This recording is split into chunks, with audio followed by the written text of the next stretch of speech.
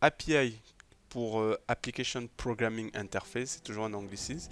Donc en fait c'est un ensemble de règles, de protocoles qui permet simplement à des logiciels de pouvoir échanger des données, c'est-à-dire de pouvoir communiquer entre elles. Je vais donner des rôles de base quoi, c'est vraiment le rôle pour juste exécuter des lambda quoi. Donc, le stage ça correspond en fait à ce nom là. Bon moi j'ai mis étoile, donc on a l'API qui est là, il y a toutes nos méthodes là. Voilà, donc là on a la première méthode qui est passée. Donc on va pouvoir tester le post. Bonjour à tous et bienvenue dans cette nouvelle vidéo sur la chaîne The HKTech. Alors aujourd'hui on va continuer notre périple, notre formation sur les lambda et globalement les architectures en microservices. L'idée aujourd'hui dans cette vidéo c'est de continuer la précédente vidéo qu'on a fait sur la création d'une API avec une lambda. Donc dans cette vidéo là que vous pourrez retrouver ici, je vous ai montré comment vous pouvez créer simplement et rapidement des API en utilisant les services managés d'Amazon, notamment le service API Gateway et le service Lambda pour pouvoir interagir avec votre API. Donc aujourd'hui on va continuer cette vidéo là, on va parler plus de l'aspect monitoring, de l'aspect supervision. Donc c'est quelque chose de crucial lorsqu'on gère une infrastructure, lorsqu'on gère une application, un programme. On a besoin de pouvoir monitorer, de superviser. Donc c'est pas un concept qui est propre à l'informatique ou bien propre au concept du cloud, c'est quelque chose qui est naturel. Si vous voulez vous améliorer, vous avez besoin de monitorer. Donc c'est pour ça qu'on est suivi par des médecins pour ceux qui sont parfois malades ou pas. Dans les voitures, il y a des capteurs partout pour pouvoir suivre parce que c'est un peu la base en fait de tout système qui se respecte. Pouvoir détecter quand il y a un problème, afin de pouvoir appliquer des mesures de rémédiation. Donc dans cette vidéo-ci, je vais vous montrer comment est-ce que on peut mettre en place une supervision rapide et simple de nos applications. Donc ce qu'on va faire aujourd'hui, c'est toujours en se basant sur notre API qui a été réalisé avec notre Lambda, c'est de pouvoir voir comment est-ce que je monitore mon API. Donc quand il y a un problème, comment est-ce que je suis notifié, comment ça marche quoi, toujours en étant sur Amazon. Donc voilà, ce que je vous propose aujourd'hui de pouvoir un peu mettre un pied dans la supervision.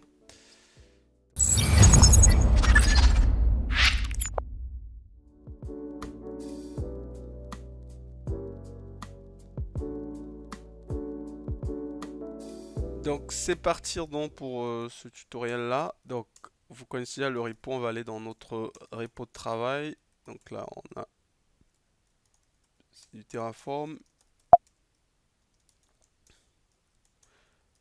Et là on a notre basic API qui est là. Donc on a notre code de notre basic API qui est là. Donc je vais l'ouvrir. Donc je rappelle que ce code là qui crée notre API a été abordé dans la vidéo précédente. Donc il ne faudra pas hésiter à la regarder. Donc nous on va plus se focus sur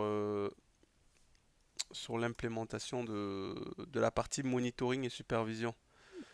Donc pour ça, moi je vais d'abord commencer par redéployer notre application parce que c'est l'avantage du cloud. Donc le cloud permet d'avoir un bout de code qu'on peut réutiliser à la volée. Donc précédemment dans la première vidéo, quand je l'avais fait mon API, vu que je l'utilisais plus après, je l'ai détruite. Et aujourd'hui, je vais pouvoir la reconstruire. Donc ça, c'est les grosses aventures de ce qu'on appelle l'infrastructure as code. Donc je peux reconstruire mon infra avec du code. Et je n'ai pas besoin de tout refaire. Imaginez si comment c'était géré avant, quand vous cassez tout, il fallait tout refaire. Là, j'ai juste à refaire mon apply et ça se lance. Et comme toujours, c'est sur mon compte de Sandbox. Donc je vais mettre ça là. Donc en parallèle, je vais lancer le compte AWS. On va se connecter sur la console AWS. Tac. Donc là, on avait lancé le code pour pouvoir y appliquer, donc tout s'est bien passé. On va juste vérifier que notre API Gateway, elle est bien là. Normalement, oui, puisqu'on a un output qui est là. Tac, donc moi, en général, comme vous connaissez déjà, j'ai mon compte de Sandbox. Et on est toujours en région Irlande. Il faut toujours bien vérifier ça. Surtout les débutants, c'est l'erreur qu'ils font souvent, ils ne trouvent pas leurs ressources. Donc on a notre basic API qui est là. Donc moi, ce que je vais faire, je vais vérifier que mon API répond bien. Donc je vais la récupérer là.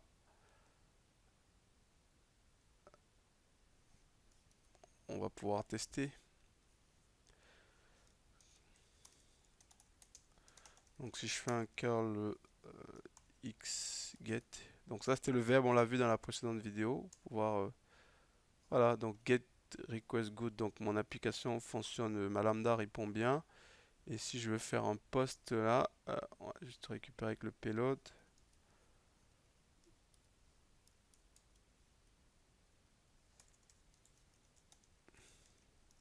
Hop. Voilà, donc j'ai bien ma lambda, mon API qui est redéployé, ça m'a pris 2 minutes.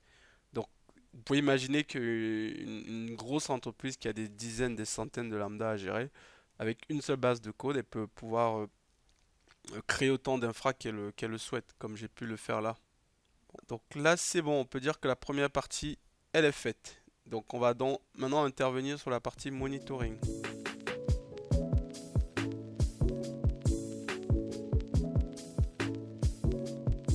Donc au niveau du monitoring, qu'est-ce qu'on va faire? Donc on va lancer notre schéma. Hop. Donc vous voyez, vous souvenez de ça? Donc ça c'était notre API. Donc maintenant ce que nous on va rajouter ici, on va rajouter tout ce qui est. Il faut se dire que notre lambda quand il s'exécute en fait, il y a il y a des logs en fait qui sont toujours sur le compte. Donc si j'essaie d'agrandir ça, toujours sur le compte ça. Notre application quand elle s'exécute en fait elle crache ce qu'on appelle des logs. Quand je dis cracher, c'est en sortie elle envoie des logs. Et nous sur ces logs là ce qu'on va faire, on va faire du processing. Donc en gros on va filtrer quelques mots-clés, on va faire du processing. J'appelle processing, donc c'est de l'analyse en fait. On va dire analyse ou du parsing, bon bref. On va parser nos logs et ensuite on va voir s'il y a des messages d'erreur spécifiques. On va dire que s'il y a un erreur, alors on va utiliser un service qu'on appelle le SNS. Donc on va utiliser ce service là, je vais vous expliquer en détail un peu ça. Donc ça je vais mettre comme ça. Disons qu'on va appeler SNS. On va faire la notification. Et moi, on va dire que je suis là. Euh, on va dire que là, je suis l'admin ou le user, comme vous voulez. Bon, plus l'admin, parce qu'on ne notifie pas les users, on notifie plus les admins souvent, ceux en charge de gérer le système. Donc lui, je le mets comme ça. Hop. Et là, boum, ça va me bombarder une notification ici. Et moi, je vais être savoir que, donc ça va m'envoyer, il y a plusieurs choix, ça peut être un email ou ça peut être un SMS ou autre chose. Voilà. Donc nous, on va gérer cette partie aujourd'hui. Et tout ça, ces deux éléments-là, eux, ils sont gérés dans le service CloudWatch. On va utiliser le service d'Amazon CloudWatch qui lui va se charger en fait d'analyser les, les logs de notre lambda et s'il voit des messages d'erreur, il va notifier la SMS, comme ça on sera notifié. Donc c'est ce qu'on va essayer de mettre en place là. C'est parti pour l'implémentation.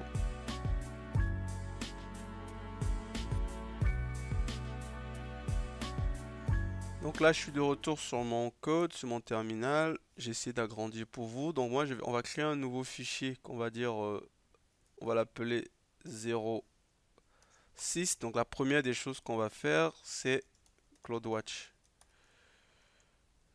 Voilà, on va appeler ça juste CloudWatch comme ça. Et là-dedans, ce qu'on va faire, on va utiliser des nouvelles ressources. Donc on va utiliser la ressource... Ah, il faut que je mette en .tf pour que mon éditeur puisse la connaître. TF, je suis désolé, moi je peux pas travailler quand c'est trop zoomé, donc je vais dézoomer.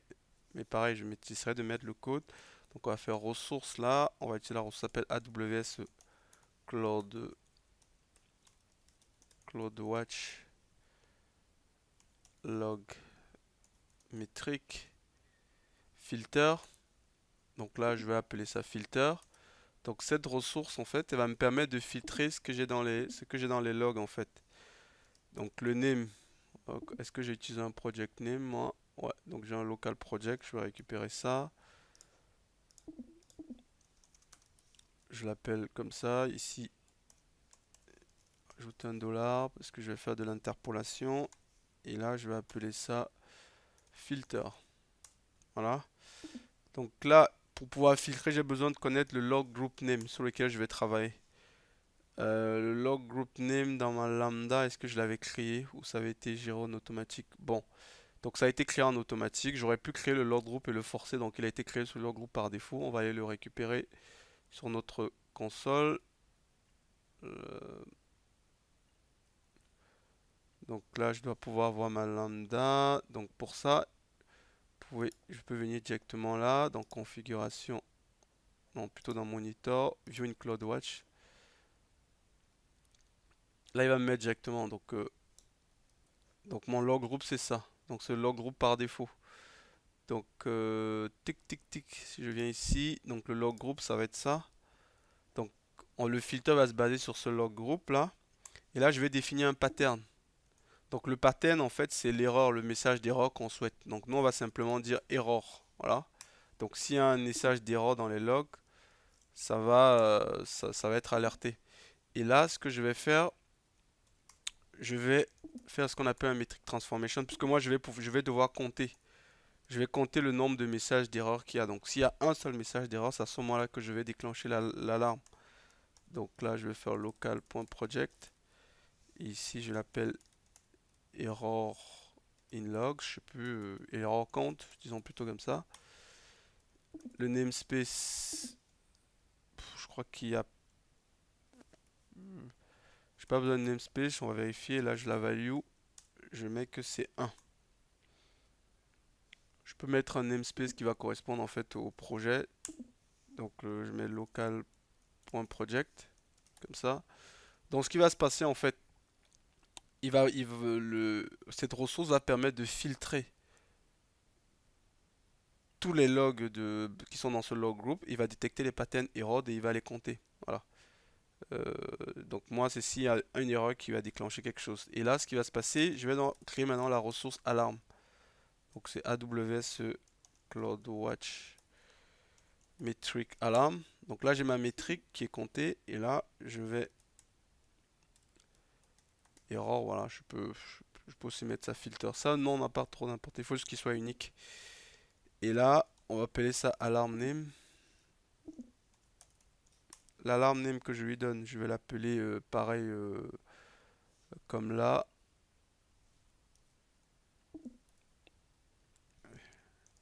Error alarm, disons que je l'appelle comme ça. Hop. Ensuite, il y a ce qu'on appelle le comparison operator. Donc là, je vais dire en fait quelle est ma condition donc pour notifier, pour qu'il envoie une alarme. Donc moi, je vais juste prendre le greeter. Je crois que c'est Dan Threshold. J'ai un doute, donc ce que je vais faire, je vais copier ça. On va aller vérifier sur, pareil, toujours sur la doc. Sur la doc officielle, vous tapez ça. Bon, on va aller dans Terraform directement. Voilà, il est là. Donc moi, le paramètre qui m'intéresse, c'est le comparison operator. Que j'ai un doute. Donc moi, il y a greater than upper threshold. Ouais, donc ça, c'est greater than... Donc si c'est supérieur à 1. Mais il y a un autre que j'aime bien, moi, c'est... Ouais, si c'est supérieur à 1, on va définir le seul. Donc c'est quoi? On peut vérifier là tous les comparison operators, toutes les values. Voilà. Greater than or equal to threshold. Donc on va prendre plutôt ça. Greater than or equal. Donc ça veut dire que si c'est... Je vais réutiliser ça. Donc ce que je pourrais plus faire pour gagner en temps, c'est récupérer directement tous ces éléments là. Mais bon, moi je vais faire avec une vision pédagogique. Donc moi je vais dire comparison. Donc si je vais prendre le seul qui est égal ou supérieur. Evaluation period.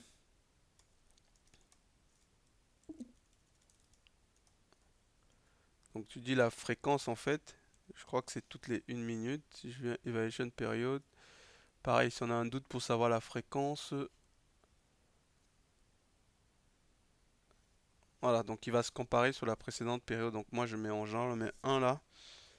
Euh, et là ce qui est intéressant c'est le metric name. Le metric name ça va être mon AWS CloudWatch log metric filter. Donc je vais prendre la valeur 0.metric transformation.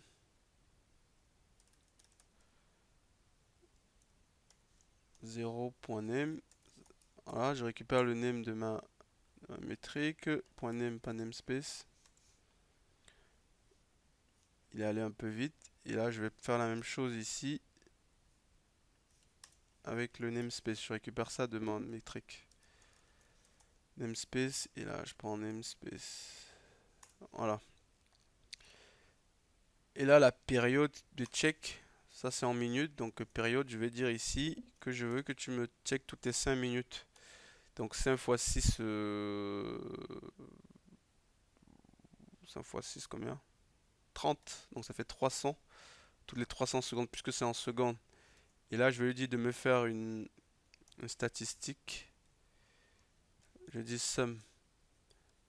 Et là, le threshold, donc le seuil duquel je fais mon égal, donc je vais dire à 1. Donc j'ai dit s'il est greater or equal to threshold, donc j'ai dit qu'il est à 1. Donc dès que si ça c'est supérieur à 1, donc là il va compter à chaque fois, et s'il va voir que c'est supérieur à 1, alors il envoie une alarme. Alarme description. On peut mettre une description sur mon alarme. Je veux dire error in the API. Please check it. Donc pour le moment, on va se limiter à là. Donc là, on a juste créé notre alarme. Ça ne va pas notifier, mais au moins sur la console de CloudWatch, on doit pouvoir voir notre alarme se déclencher. Donc là, donc maintenant, il ne restera plus qu'à pouvoir tester. Et ce que je propose dans la suivante.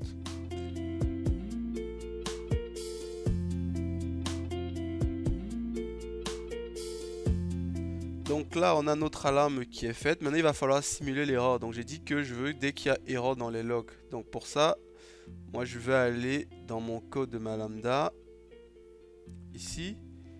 Et ce que je peux faire, je vais faire que s'il y a un get, je vais lui demander de print aussi une erreur.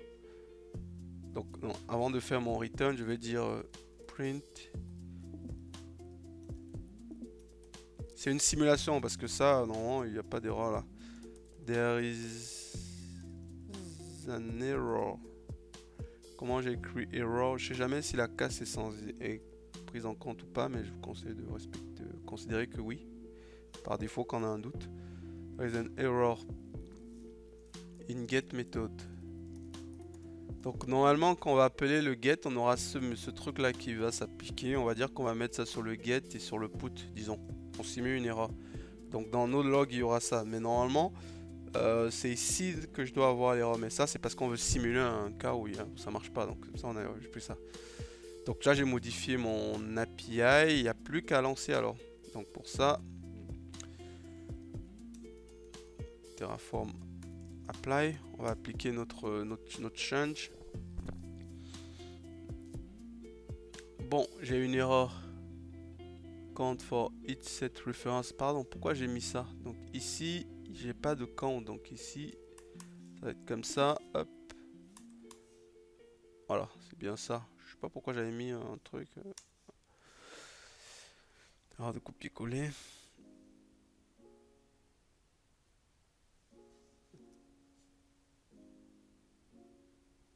Donc là, vous allez voir qu'il a détecté notre filter, notre ça, et la lambda aussi a changé. Donc c'est aussi l'avantage, petite parenthèse, sur la lambda, c'est aussi l'avantage d'utiliser la data archive file pour vos lambda plutôt qu'un zip. Comme ça, dès qu'il détecte qu'il y a un changement sur votre code, il va mettre à jour votre lambda aussi. Donc là, je mets yes.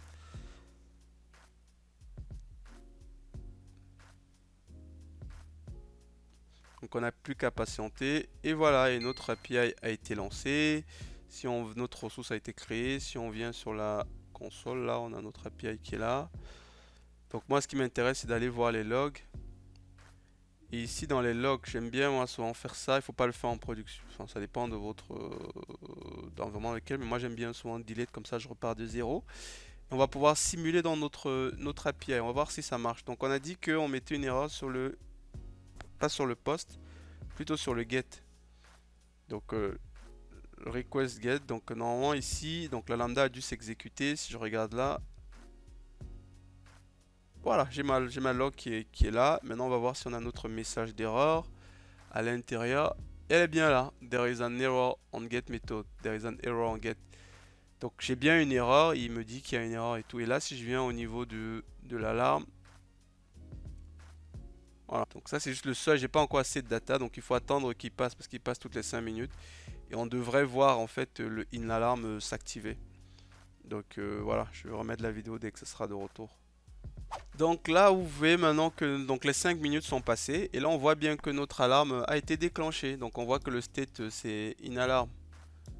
Donc notre lambda, elle s'est bien exécutée. Et on voit bien que l'alarme a été prise en compte. Donc au niveau de notre outil de supervision, de notre CloudWatch, la console CloudWatch, on voit bien que c'est en rouge. Donc il y a bien une alarme. Donc ça, c'est plutôt une très bonne chose. Donc maintenant, ce qu'on va faire dans la suite là, je vais vous montrer maintenant comment on configure une queue SNS pour pouvoir être notifié. Comme ça, quand l'alarme se déclenche, que ça ne reste pas juste sur la console CloudWatch. Parce que l'idée, c'est les sysadmins ou les SRE ou les DevOps, ils sont pas sur la console tout le temps. Donc c'est pour ça que c'est important d'avoir cette notification qui envoie par mail à minima, mais le mieux c'est encore le téléphone parce qu'on a tous le téléphone. Mais là, ce que vous montrez comme exemple, c'est une notification qui envoie dans une boîte email. Donc là, on n'est pas trop mal. On va nous dans la suite. Tic.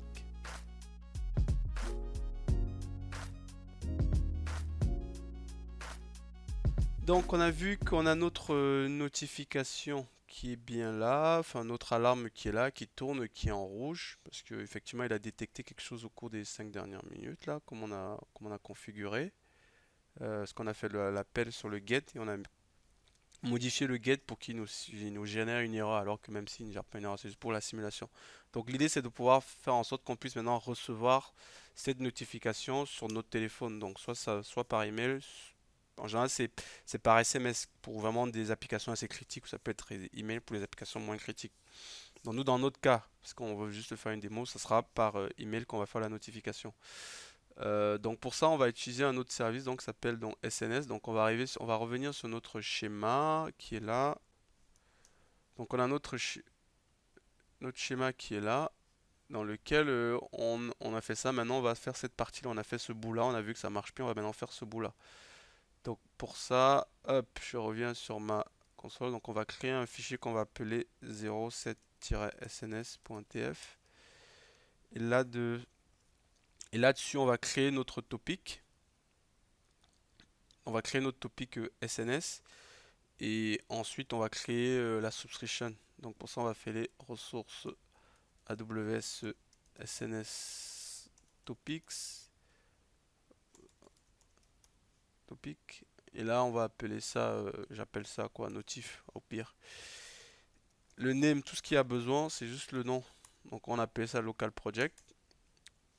Si on va sur la console et qu'on veut le faire, pourquoi il veut l'enregistrer. Donc si on vient sur la subscription, elle est là, donc ouais, il y a pas de topic qui est là. Bon, il était déjà là mon topic basic API que j'ai lancé. Donc si je fais, et là maintenant je vais rajouter dans la subscription. Donc je fais ressources AWS SNS topic underscore subscription. Là j'appelle aussi ça notif, ça pas très important, il faut que ce soit unique comme j'ai dit tout à l'heure. Donc là le provider que je vais donner, je sais pas si ça va être aws.sns, dire que, et ensuite le protocole ça va être email, et le endpoint Ça va être contact, je sais pas, on va mettre arobase de hktech.com. Donc c'est ce compte là qui doit recevoir la notif. Donc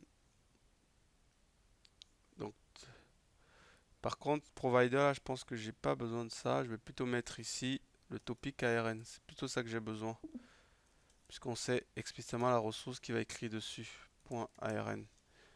Donc là, si j'apply ça, donc TFA pour Terraform Apply.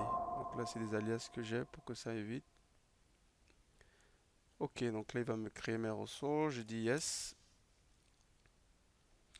Donc si on revient si on retourne sur la console, ici, si je refresh, donc là, et j'ai bien une pending. Donc il a demandé une souscription à contact de HKTech. Donc il faut quand même que la personne autorise, quoi. C'est pour éviter que vous ne spammez des gens qu'Amazon fait ça. Donc moi je vais aller sur le compte HKTech où je vais accepter la notif qui a été envoyée. Et ensuite on pourra revenir sur la vidéo. Donc suite à l'envoi donc si on revient sur la console ici, donc moi j'ai envoyé, je vous ai dit que c'était en pending. Donc j'ai pas encore refresh, mais en refresh ça va être bon. Donc moi j'ai reçu un email comme ceci là, qui me dit voilà, est-ce que je confirme ma subscription à ce topic, pouvoir recevoir des événements qui vont être dans ce topic là. Et moi j'ai dit oui, juste en cliquer là pour confirmer et automatiquement j'ai été soustrait. Et à tout moment je peux me soustraire, me désabonner de la news de ce topic là. Donc si je reviens sur la console AWS, si je refresh ici, je fais juste un refresh, Windows R, on voit bien que là j'ai confirmé. Donc là, euh, maintenant j'ai configuré, en fait, on a fait cette étape-là où on a notre application, mais j'ai pas fait encore la liaison. Donc j'ai ça qui est là, j'ai ça qui est là, mais je n'ai pas ce trait-là. Pour dire qu'il y a un erreur message, t'envoie la SNS. Donc pour ça, c'est très simple. Je vais juste revenir sur mon CloudWatch qui est là. Et c'est ici que je vais faire la connexion. Donc je vais dire à mon CloudWatch en fait que quand il y a un événement qui se déclenche, donc dès que le seuil là, il y a une alarme qui se fait, je veux en plus que tu me déclenches une alarme action. Et mon alarme action, ça va être que tu m'envoies un événement dans mon topic. Donc ça va être AWS SNS topic.arn. Donc l'identifiant. Et là, je vais réappliquer ça. Donc ça va te permettre que dès qu'il y a mon alarme qui va se déclencher, en fait, ça va envoyer une notif dans ce topic là. Voilà. Donc si j'en reviens sur notre console, je vais fermer tout ça, il n'y a plus d'intérêt. Si on revient sur notre CloudWatch, donc là je n'ai plus l'alarme, donc au bout de 5 minutes en fait l'alarme est disparaît parce que le seuil, il n'y a pas eu d'autre erreur. Donc nous on va resimuler l'erreur. Donc si vous vous souvenez, si on revient sur le code de notre lambda, on avait mis l'erreur sur le get et aussi sur le put. Cette fois je vais mettre sur le put, tant qu'à faire. Donc ici je vais faire un put. Pop. Voilà, donc les puts sont bien. Je peux aussi faire sur un get. Voilà. Donc normalement, je dois avoir 6 logs de plus qui se sont ajoutés parce qu'à chaque exécution, il y a un log stream qui est créé. Donc si je refresh, je dois avoir 3 de plus. Bon, ça dépend du temps. Et là, si je viens, je dois avoir mes erreurs. Donc there is an error, there is an error, there is an error. Donc ça sont mes erreurs en fait. Donc il y a un log stream qui est créé en fait. C'est pas forcément à chaque exécution. Donc là, j'ai mes erreurs qui ont été générées. Donc on doit pouvoir avoir notre alarme qui se déclenche aussi au bout d'un certain temps. Donc il faudra patienter. On doit avoir notre alarme qui doit se déclencher dans un certain temps. Et normalement, quand ça va se déclencher, je vais recevoir l'email. Donc on attend que ça passe, que le check se refasse. Et comme ça, parce que j'ai une suffisante data, donc les datas vont arriver. Et ensuite on verra si ça a marché. Alors, on va savoir, donc on voit bien que notre alarme s'est déclenchée bien. Maintenant, on va savoir est-ce qu'on a été correctement notifié. Donc ça c'est la question. Donc on va aller vérifier dans notre boîte mail HKTech. Et vous pouvez le voir que là, j'ai bien ma notif. Donc si je tac, Donc j'ai bien la notif qui est arrivée. Donc ça me dit qu'il y a une alarme basique API error qui est bien déclenchée. Il me met ça, il me dit que l'alarme est bien là. Et voilà, ça a dépassé le seuil en fait. Donc là, j'ai bien été notifié par email. Donc ça, c'est un cas concret en fait d'une application. Voilà, comment on reçoit les alertes en fait de notre lambda. Donc voilà un peu qui est terminé.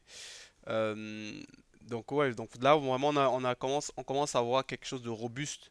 Donc on a notre API qui tourne bien, on est bien intégré, on a des logs et les logs on est capable de notifier, de savoir ce qui se passe, s'il y a une erreur et tout. Donc ça c'est vraiment voilà, on a le squelette en fait d'une appli qui peut aller en prod en fait, qui est ready to prod parce qu'on a tous les éléments de base. Vous avez vu, tout a été géré sans gérer toute la partie en fait serveur, infra et tout. Donc tout a été géré. Comme c'est du serverless, donc j'utilise les services managés, c'est pas moi qui gère l'infra. Et derrière, voilà, j'ai tout automatisé aussi avec le code, donc ça permet d'avoir un code qui est réutilisable. Donc si moi j'ai mon application A, j'ai une seconde API, je peux déjà avoir ce squelette là. Donc ce bout de code là peut servir de template pour de vraies applications qui vont en production. Donc maintenant, on pourra améliorer toujours la partie API, avoir peut-être une base de données, etc., etc. Donc en restant sur cette chaîne-là, vous apprendrez vraiment à maîtriser les fonctions lambda. Et on va essayer plus tard d'avoir une vraie application qui va tourner en production, qui va se baser sur ces services-là. Donc voilà, donc si vous avez aimé la vidéo, n'hésitez pas à aimer et à partager. Et je vous dis à très bientôt pour une prochaine vidéo. Au revoir.